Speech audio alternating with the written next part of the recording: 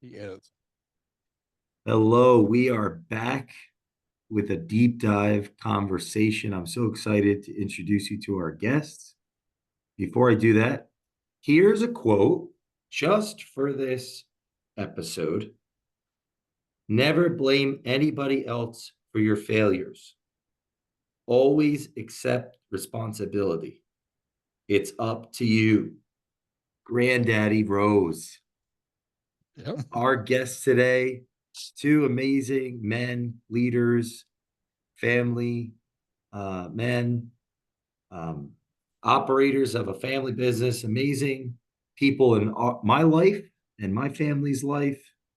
If you listen to the show, season 49, episode 578, titled A Passion to Serve, I have Hubert Vester, Chris Vester here to talk about life, business, culture, automotive, farming. Who knows where we're going to go? But I wanted to start this quote today from our last episode 578. It came up. So thanks for coming back. But here's the quote. I'm going to repeat it. Never blame anybody else for your failures. Always accept responsibility. It's up to you. Granddaddy Rose. Thoughts? Yeah. I think it was a wise quote. I think it's one that if you live by, you'll always do well, really. Especially if you can critique yourself. Do you remember Accept, the first accept. time you heard that from him? Wow. I was probably in my early 20s. Early 20s. Was Chris alive yet, or came into Yeah, he, being he at was that point? he was birthed, yes. But he was very, very small. Yeah, so I was born when dad was 20, so early 20s, I'd be early stage of life. Hubert, you remember where you were or what you were doing? Was it working on the farm, or was it at a dinner? Or No, we were actually riding down the road in his pickup truck. He was a farmer. I can almost remember the place that we were at, the location we were at when we were talking about it. Sure can. Sure can.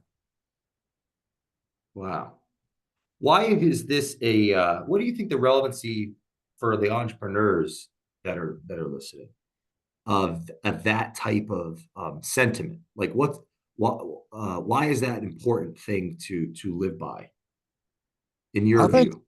I think it's very easy to point your finger at someone else, especially if it's a failure. We're very ready to accept the accolades that comes with success, but it's hard to say, hey, I failed at this, and what do I got to do to correct that, and what can I do better to correct that, and where did I fall short? Hmm. Chris, If what you're was not the willing to first accept, thing? Oh, if you're not willing sorry, to go ahead. accept, if you're not willing to accept that, then really, is there much help for you? What do you think? I, I don't think there is.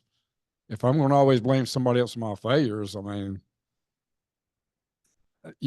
an entrepreneur, this is your dream, it's your vision, you own it. So you have to take responsibility for that. A friend of mine told me one day, he said, "Man, you baked the cake, now you got to eat it." So I think you have to accept that responsibility. And if you see where you fell short, you need to find out why and where and correct it. Chris, what do you think are some of the things that can naturally contribute to that? I think like contribute to making excuses or contribute to taking ownership of issues. Or Excuses. both. Let's start there. Yeah. Yeah, I think a lot of times when I see someone make excuse or when I've made an excuse, it's been because I felt like I had no control over actions. Like if you like it's feeling like you don't have control. When you're listening to someone that's on the team that's making an excuse, what they're really telling you is I don't have the control to fix it, or I don't feel like I have the control to fix it. So I'm going to point to where I see the problem rather than actually bringing up what the solution is. It's just what I've observed. Yeah. Because you can be put in positions where you feel like you have zero control, and then when you try to take an action and it gets squished, or somebody says no, then like the natural inclination was, well, it wasn't my idea to do it the way you want to do it anyway, so it's not my fault. And so, but yeah, I think you have to take ownership, but positionally, do you have the ability to truly take ownership? What was your first memory with Granddaddy Rose? Do you remember? Oh yeah. So, um, it's interesting. I think my earliest memory was, oddly enough, riding in a truck with him. He was a farmer, and like I had to be a small kid because I remember, Dad talks about riding with his granddaddy and standing in the floorboard of a truck. And I remember riding with Granddaddy Rose to his chicken houses and being standing in the floorboard of the truck. It was the chicken houses down behind his house, those older chicken houses. And like it was like I was super, super young. But he carried me around a lot. I rode around. It felt like I rode around with him a lot in my early years. I don't remember a lot of I can't say at that age I remember a lot of the conversations.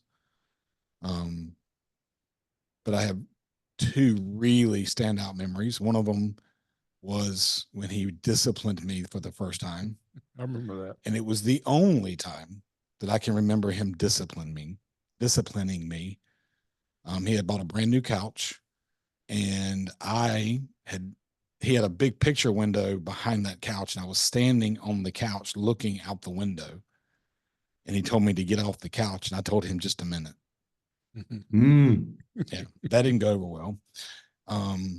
So that's an early memory. And then I'll fast forward maybe 3 or 4 years to where I was with him, and he was at a auto parts. It was a Napa store, and he was getting parts for a truck or a car, something that he was going to work on. And the person standing in front of us in line had to have been using foul language. I don't know what he was saying because I wasn't old enough to know that it was foul language, and our language may be inappropriate in those days. You wouldn't say it in front of a kid. Now I think everybody drops every word in front of a kid, but back then you didn't do that, at least not in our part of the world. And he called the gentleman out about it. Like he tapped him on the shoulder and very politely said, I've got my grandson here, and I would appreciate it if you wouldn't use that type of language around him. And the man apologized, and like he didn't get ugly. It's just like, you're probably right. So, and I don't know why. I mean, the guy could have been mad and upset because something was broken, but that gave me a picture of what it meant like to stand up for your values, stand up for what you felt was right and wrong. And then the other one, of course, was, spoil the rod, spare the rod, spoil the child. So there's 2 lessons to be learned. There's a place for discipline, right? And it's a good thing. It's not a bad thing. And then stand up for what you believe in, regardless of even if you're standing alone. So, what were some of his values? He was a man of integrity, 100%. Yeah, integrity would be the first word that I would use too. I think I never saw him be different anywhere he was. Like he was the same Granddaddy Rose, whether we were on the farm, at the chicken house, at a family reunion, at church.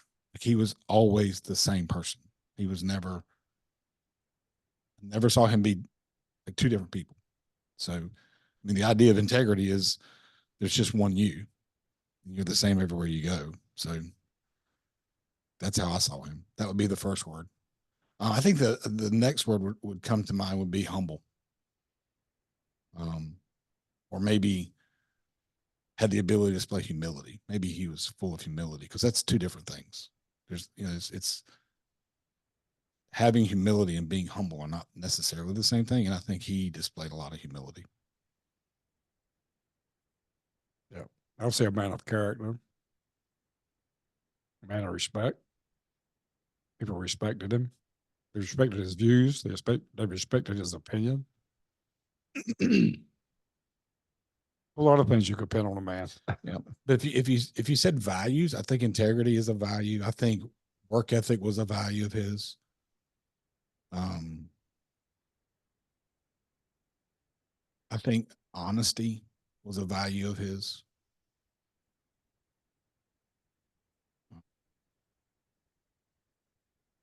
I can only think of one thing that I'd say was bad. And all of his makeup. He had a temper. Then I only saw it once. That was genetic. And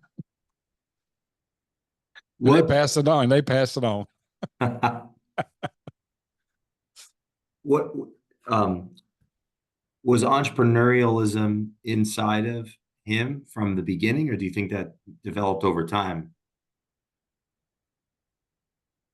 I think it was in him because he had more than one venture. If you think about it, he farmed. He also had a partnership in that country store, and then in his farming operation turned into a custom operation where he was not only doing the farming on the property that he raised crops on, but he did it for other farmers too.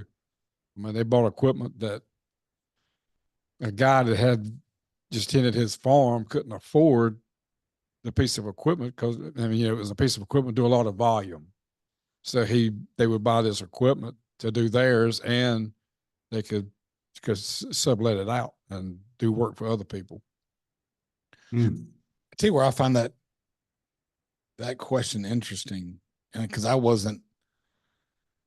mean, he passed when I was 17. I never had like entrepreneur style types of conversations with him, but having conversations with the rest of his children, like my mom and the brothers, and a lot of times, my mom's oldest brother Jimmy passed away when he was 33, and a lot of times they will talk about the fact that Jimmy would have the idea.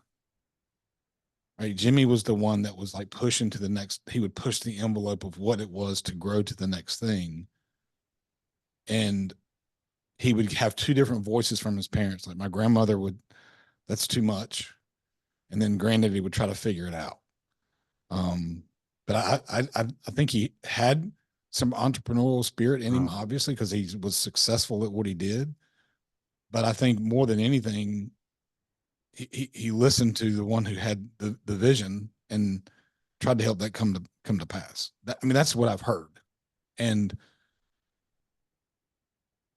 I mean, if you look at the age of where he grew up, I mean, he went through the Great Depression, and some big entrepreneurs came from that space, but a lot of them had money going into that space.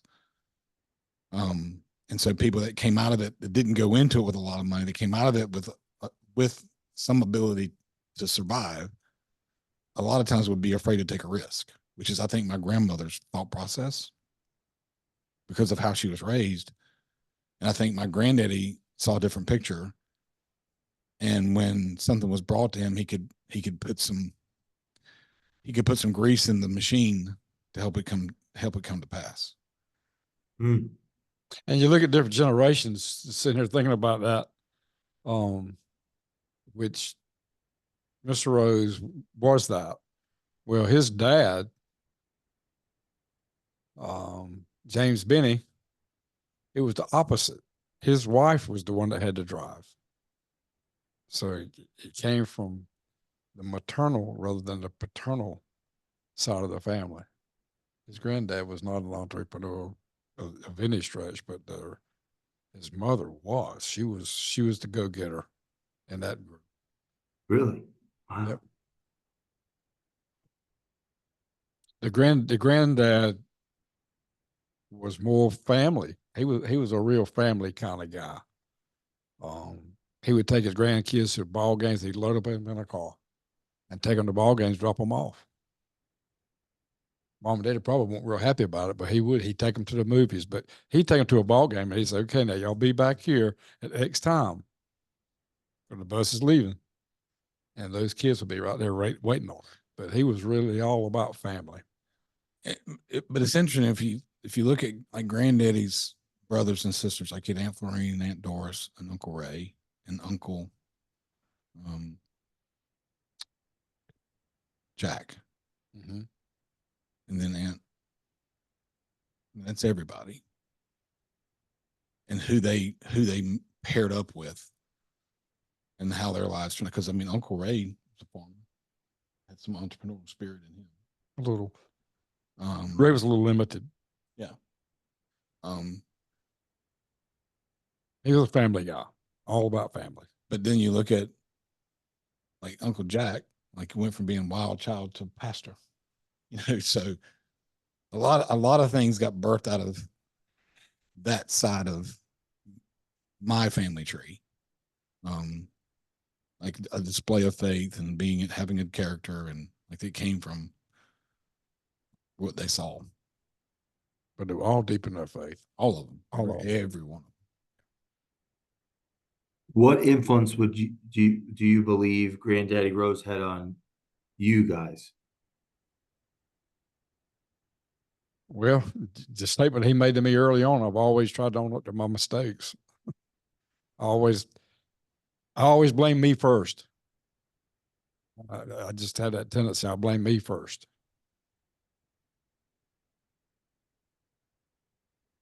Even when I felt like my hands were tied, I always tried to figure a way around it. And if it didn't work, I'll blame me first. Were you that way before that? Or and that made it even more clear? Or were you less that way and that was like a culture shock at the time? Well, it was an eye-opening statement that it gave me a lot of thought and a lot of self-reflection. But I've always had an aggressive spirit to a certain degree, from my childhood almost. No, not almost, but from a childhood. Yeah, I'm reminded of the arbitrage of wholesale candies and 300% markup at school. That was a good one from the last episode. I like that. And I mean, the independence from, first grade. I worked in the tobacco field so I could buy my clothes so my mama couldn't tell me what to buy. So, I don't know. It's just. Chris? I think the biggest lesson for me, because that memory stands out, was that moment in the auto parts store. And I had hundreds, maybe thousands of conversations. But like seeing him live it out, that meant more than anything he said to me. Because I mean, I got to see him be that. I got to see him step up and stand up and say something when it didn't agree with what he believed, and not in a way that was confrontational or judgmental. It was just, hey, and I don't know if it would get met with the same thing now, but back then it got met with an apology and, thank you for calling me out. And you're right. I mean, it was so, I mean, because it's one of my burned in memories, it has to be one of the biggest lessons I learned is, be willing to stand up in the face of like what could be a really difficult conversation for the things that you believe in. I'm curious, what would have been the issue of just waiting a minute when you were standing on the couch? Well, he had said, why the sense of urgency is right. Yeah, it was two. Well, I think it was two things. Number one, it was a brand new couch, so me putting my feet on it wasn't something that he wanted to see. And the fact that he had asked me to do something, my mom's got a story that's very, very similar where he asked her to do something and she took an extra 20 seconds to go grab her bicycle and ride it rather than run to go get something done. And when he came back, he disciplined her because he said, the next time I tell you, go do this right now, go do this right now. So lots of urgency in that, but some of it's just a matter of lack of respect. I think it was seen, I think more than, it wasn't so much about the lack of urgency. It was the lack of respect from a 3-year-old kid going, wait a minute. Well, no, that's not, you're not going to wait a minute, So I think it was a 3-year-old kid doesn't know they're being disrespectful, but you teach people how to show how they know that it's disrespectful. You learned early on. Yeah. Another word come to mind to me talking about him, Jay, is he was very convicted. He was a convicted individual. Wow. Would you say that? I mean, I think so. Very convicted. I mean, he was convicted with his faith. He was convicted in his work ethic. He was a very convicted man.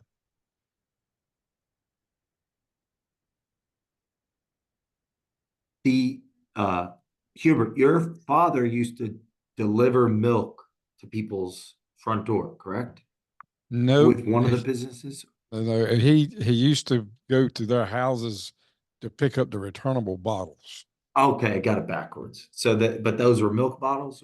Like drink bottles, like soda bottles, Coca-Cola and Pepsi-Cola, things of that nature. Yeah, when they first got bottled in glass, you could get 2 cents. like a return if you brought the bottles back because they would the drink was a nickel, the bottle was 2 cents. So if you bought the drink and you didn't have a bottle, you paid 7 cents. And he never charged the 7 cents and never expected them to bring the bottle back. So he sold them the drink for the nickel and then went to pick up the 2 cent bottles so they wouldn't have to pay. Now, 2 cents, that's about 40% savings. Yeah. But they were not convicted enough to save the money to bring the bottles back. So he would go get them to save them the money, basically. Why? Yeah. I see you shaking Where do your you think head. I that do comes too. from? And what was it about him? It was just the level of service he did. I mean, that was just the way he did business. Back then, the people pumped the store manager pumped the gas. The customer didn't pump the gas. And it was different. It was just different back then. But I don't know if anybody else that did that routine. To me, that was beyond the call, way beyond the call of duty. If you're not willing to save the 2 cents, why should I be willing to try to save it for you? Now, was he an entrepreneur young or did that come later? He did that very young. Right. Some of his brothers stayed there. I mean, they were all raised on a farm. He had 2 brothers that stayed there their entire lives. But he stepped out on his own very early on, very early.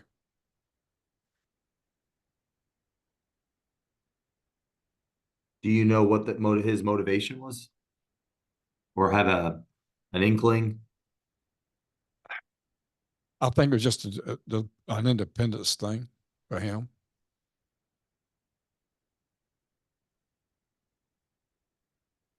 I mean, I know the 2 brothers that stayed on the farm. I mean, I mean, it was a big give. I mean, they sacrificed to stay on that farm for their mother and father. So it was a big sacrifice in one way, and another way it was a little bit short-sighted to a certain degree. Chris, did you know him? Who's that? My Hubert's granddaddy? father? Oh, yeah. Mm-hmm. In fact, he just passed away 9 years ago. So I was blessed to be able to have 3 of my 4 grandparents in my life until I was in my late 40s. So I had lots of time with my grandparents. The majority of the time that I spent with granddaddy was when dad started farming and he was working under dad, like he was working for dad. So he was part of the farm help. I know Chris said earlier about spending a lot of time with his Granddaddy Rose, and he did, to the point it was a point of contention within the family for a little bit. Right. I've heard that story. It was, I think some of the wives of the brothers kind of spoke up. But it was easy because I lived like Next 100 door. yards away. Yeah. So it's not like he was driving across town to come pick me up. It was just like, I mean, I'm 100 yards away. And so it was easy. And then when dad started farming, I was with, I mean, Granddaddy every day during the summer. Like when school got out and we started barning tobacco, and I mean, it was like I saw him every single day. I mean, if we worked on Saturdays, if we didn't work on Saturdays, that would be the only day I wouldn't see him, because on Sunday nights we went over there and had dinner. So from Sunday to Friday, it was, and I got to see Grandmama and Granddaddy Vester every single day through the summer. When we were farming. And what I learned from him is that sugar is God's gift. Yes. Like, he was a big sweets eater. So he would eat dessert first, if allowed. That's hereditary too. And that's Jack. hereditary. Yeah. I'm a sugarholic. I'll raise my hand. But we spent, what would you, go ahead. I was just say, we, like I said, last time we talked about this, we spent a lot of time like on the farm when the day was over, or during lunch, we would fish a lot. Like I just remember we had cane poles and we brim fished a lot. I mean, we would occasionally catch a bass, but it was mostly brim. And it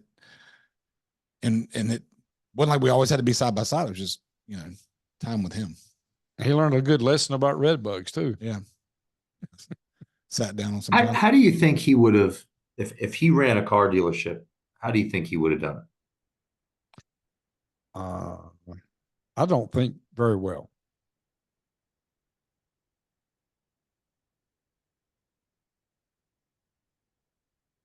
I don't think he'd have done very well, Jay. And the reason I say that, I mean, he was an entrepreneur, but he was a business for himself, but he was the only employee.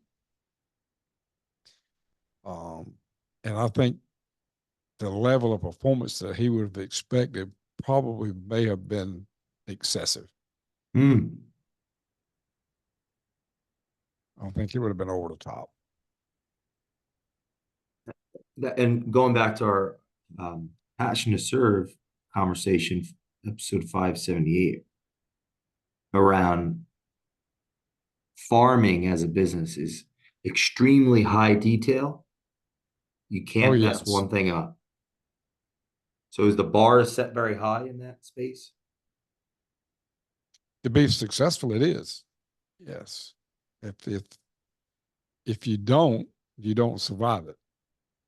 Wow. You either be a winner or a loser in that game. I don't think there's any in between. You have to adapt. I'm just not sure my dad would have been a very adaptable to that situation. I mean, the farming he would, but as far as an auto dealership, with the things that, the way they go and the way they move, I don't think he'd have been very adaptable for that. What values did your father exemplify that you may have picked up?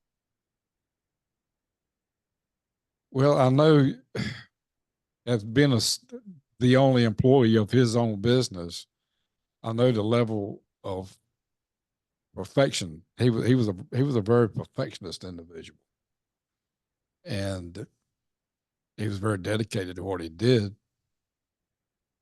to an extreme. I mean, he ran his business 7 days per week. Wow. Yeah, he was there 7 days per week. He would close it up early on Sundays, and he would open up a little later on Sundays, but he was there on Sundays too. That's the only night I remember him being at home, would be a Sunday night, because we'd go out to a local diner kind of thing. I remember we would go up there on Sunday nights. They used to have curb service. They would come to your car and take the order and bring it back to you. You roll your window down. I had a little tray that would kind of fold onto the window. Show side? No, it was grill. Oh. And we go up there on Sunday night. And they had a really good orange drink. I always had a cherry in it and a hot dog. So that was our Sunday night. It's about every Sunday night when we would go up to the grill and get a orangeade and a hot dog. And the rest of the nights he was working. Oh man, he didn't close his shop until 8, 9 o'clock, 10 o'clock at night. And he was there at 6 o'clock in the morning. Wow. Yeah, to the point. I mean, to the point that he would. I remember getting up in the middle of the night sometimes just to go with him to sweep the floors clean. How old are you? I was small, probably 5, 6 years old, 4, 5, 6 years old. But my mom didn't want him to go there by himself, so they would get me up and I'd go with him. Hmm.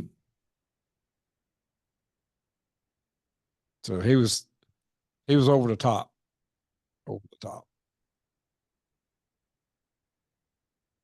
and I don't think he could not have managed people well.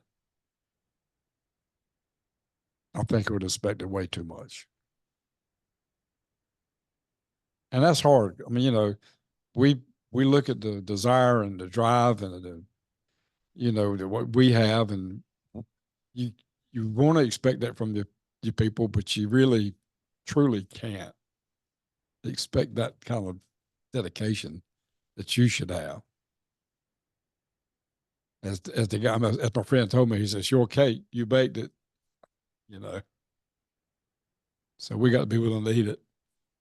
How important do you think it is if you're going to expect something for you to do it yourself or even exceed the expectations you have of others?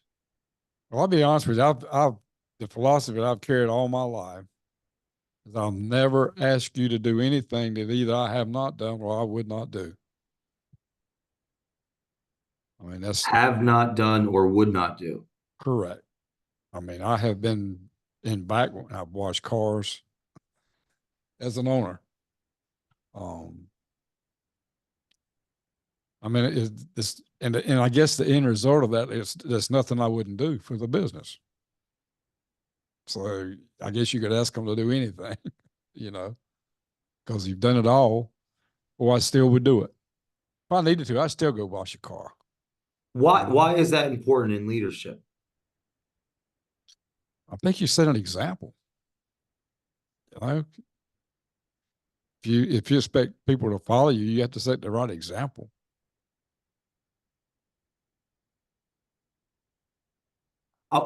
So I'm thinking about generationally. The more that I learn about the past generations that have influenced your values, your family, I think there's so much responsibility and obligation in the past. Like almost like people, I'm obligated to show up every day on the farm because if I don't, the whole crop is destroyed and then we're all starving. So I have to be responsible. I don't even have time to think about what I want, maybe what I want.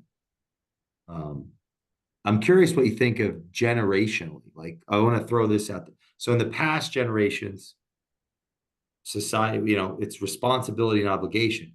Today, we have so many more choices.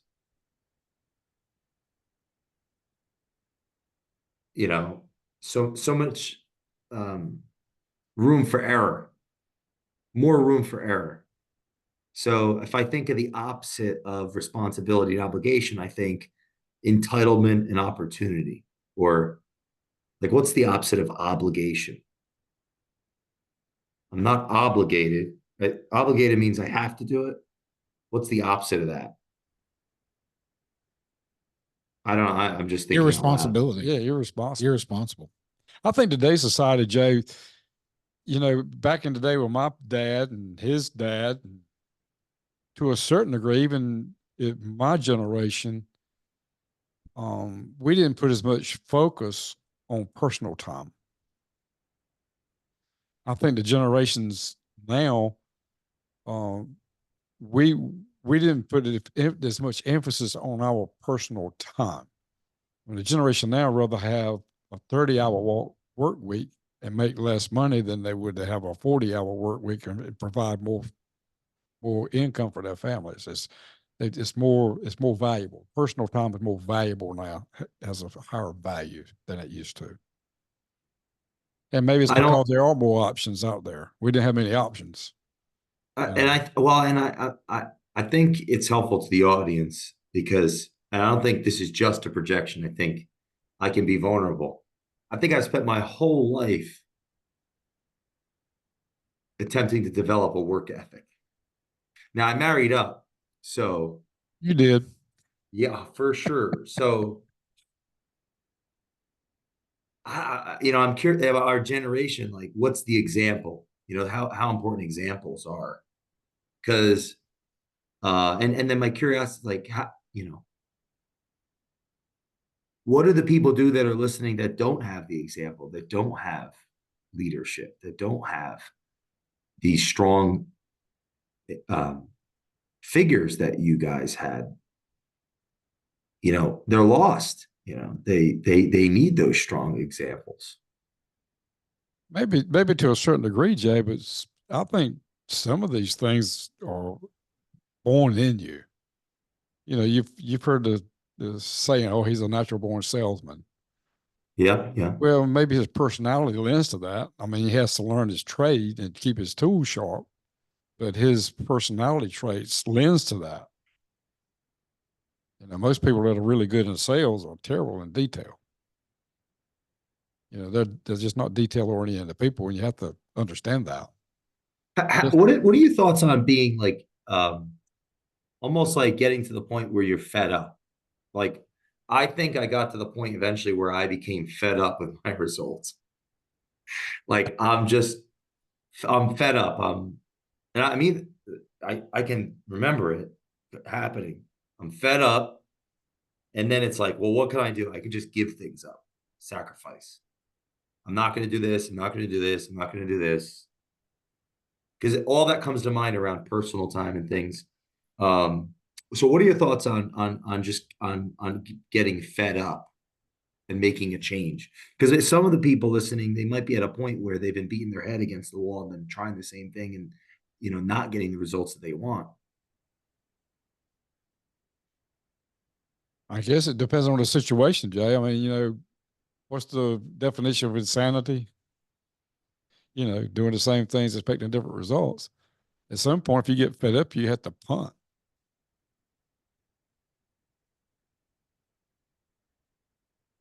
Chris? Well, there's a whole lot to unpack in all that. A truckload. Because I believe if you ask every older generation, they'll tell you the generation below them is less work ethic and requires more free time, wants to spend less time doing what needs to be done to be successful. Every generation thinks that of the generation below them. I can't think of a single, but every generation has people in it that rise above the call of duty and become successful. I mean, Elon Musk is of my generation. And if my generation is the one that's all about free time and all about this and all about that, well, then let's use him as an example. The dude came to this country with $1,500 and he's one of the richest men on the planet because he had the work ethic, the desire, and the vision to create something huge. But I promise you, there's a plenty of examples in generations above us where they were just lazy. So I think that there's things that happen generationally that change thought processes. I think that if you look at my grandfather's generation where they went to war, they were a product of going to war at 17, 18, 19 years old, storming the beaches of Normandy at 17 years old, 18 years old. Some of them lied to get into the army to fight. Because of this idea of patriotism. It had nothing to do with personal success. It was patriotism for the country, what they believed in. So I mean, I don't know that you can like blanket a whole generation with it because there's going to be if we look back over the course of history and just study history, the big things that happen never happen because of a large amount of people that created it. It's one guy who had an idea who was willing to die on the sword for that idea. And it became something great. It doesn't mean the whole generation did that. It just means like there was one particular person that stood out. So, but I think that people have gotten more aware of the value of time, because it's talked about, you know. Hmm. As for whether Granddaddy Investor would have been successful or not in this business, I mean, I think his ability to handle stress was not as good as Dad's. I think that would have been a hindrance, because he did not handle stress well at all. But when I heard him, the reason Dad gave was because he would have demanded more. Well, part of the reason that businesses don't succeed is they allow things to happen that don't drive the business forward. There's a higher level of tolerance that goes beyond the failure of the business. Like it fails because things are tolerated. And if in most cases, if you're quicker to pull the trigger and chop a head off and move on to the next person, then the business would move forward because of what you wanted it to be and what you demanded it to be with where you wanted to go with it. So when I'm just listening to that, those are my thoughts of, so there's a lot to unpack in all that. Yeah, and I think there's more to unpack, because the reason I said that about him, he would have been to the extreme, not necessarily saying what you just said is a bad thing. I just said he would have been to the extreme. Oh, yeah. And I wasn't speaking to a generation earlier when I was talking about the time. It's not exactly a generational thing. And I agree with what Chris said. I think every generation looks back or looks forward at the one that's the young generation. And they always say, these guys don't do like we used to do. I agree with it. But when you look at society as a whole today, just take the whole picture of the society of today, the work ethic's not there.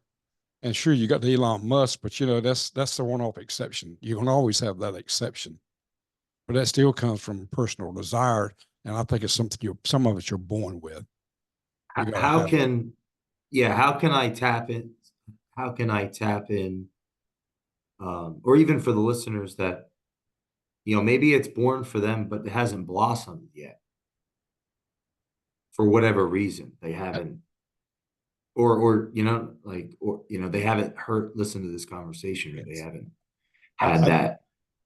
What are your thoughts? My thoughts are, if we go back to what Dad and I both have said about the two men we've talked about, is we got to see them live it out.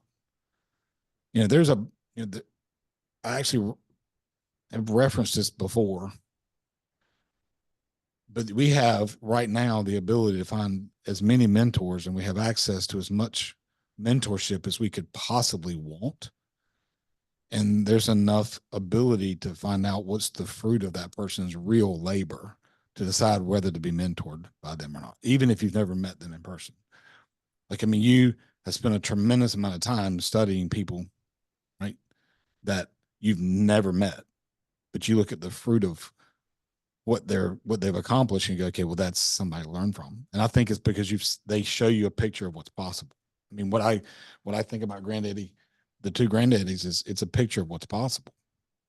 Whether Dad's saying, Granddaddy Investor would have been extreme. Okay, well, I know that there was success from what he did, but because of the way he handled it, it had to be all on his shoulders because nobody could work for him. Okay, well, I don't want to be that. And then you look at the example of Granddaddy Rose, where he had people that worked for him, and he had now the majority of them were his children, but in the downline there were more people. Well, he had a lot. During the harvest season, he had a lot of help, outside family. But even in his family, his two sons that were old enough, he's got the youngest son was still a kid, but the two older ones and the one that passed at 33, those two were so different that, and just like we were talking about, my dad would have been to the extreme. One of those boys was to the extreme. So one was firing him while the other one was going hiring him back.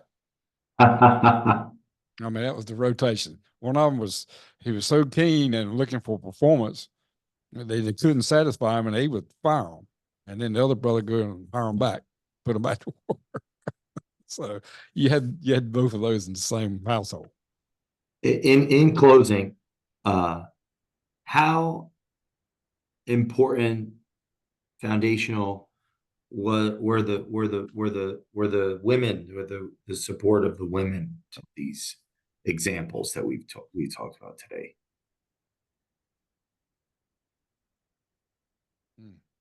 Well, my mom was just a pure stay-home mom.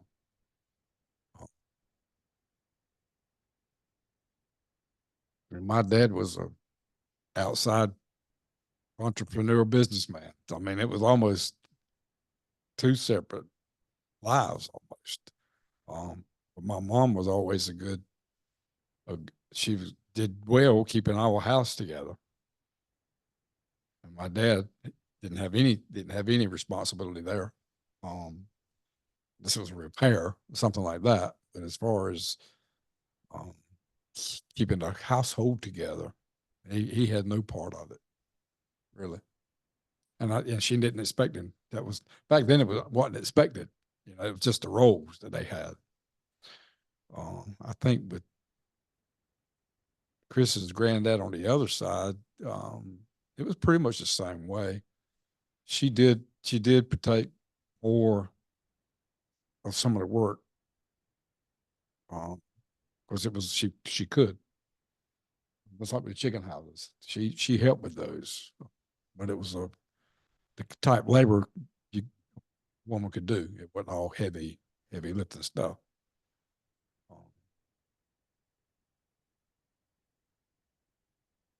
But they were the glue. If you think about it, the women folks were kind of the glue that held it together, the households together. But Chris's grandmother on my wife's side, she was the more conservative one. But she grew up even a little different than granddad. Um, the way they met, his his side was the property owners, and his grandmother's side was the tenant farmers that they were. So he was kind of like her boss almost. I mean, back in the day. So she grew up much poorer. She was the employee, he was the employer side of it. If I had to say what our family model is, it's closer to my mom's family model because mom worked on the farm. She did work inside the business itself. Like she did a lot of the accounting stuff, and like she worked actively inside the business, which was what my grandmother Rose, her mom, did.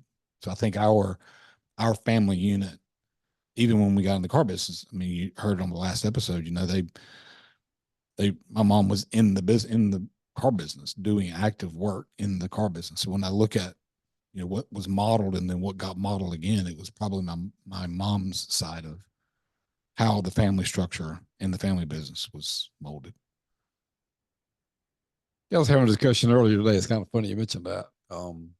And I don't know how it came up in the conversation. I can't even remember who I was talking to now. But just talking about, you know, back when we started the Nissan in the Nissan business, it was about an hour and 15, 20-minute ride each way. So we'd ride there in the mornings and back at night. Most time it was dinner time. Sometimes we stop on the way home and have dinner. Someone said, how in the world can you work with your wife all day? And I said, well, you know, you think about it. It was her and three other ladies in the office that are doing all the work. We were out front working on the business while she's working in the business. And sometimes the only time we had any conversation was in the transportation mode. During the day, she was busy. I was busy. Sometimes we wouldn't even hardly talk at all. Most days we didn't even talk at all. So we may have been working together, but we were working on the same business, but we were in just different spots. But we were just focused on our work. So it made it very easy. So we could wind up and compress on the way to work and decompress on the way home. So that's when our conversation took place. What's one you'd say, like a word to exemplify this conversation?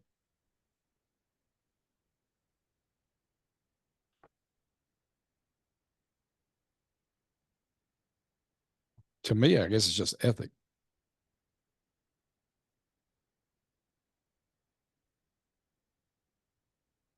I'm going to have to use 2 words: personal responsibility. And the quote that you opened with, it was Granddaddy Rose's, is about personal responsibility.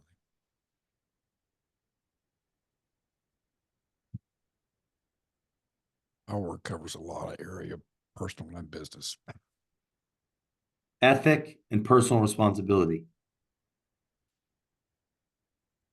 It was a joy to break bread with the both of you. I'm going to go eat a loaf after this conversation. I challenge our listeners to listen to season 49, episode 578, A Passion to Serve.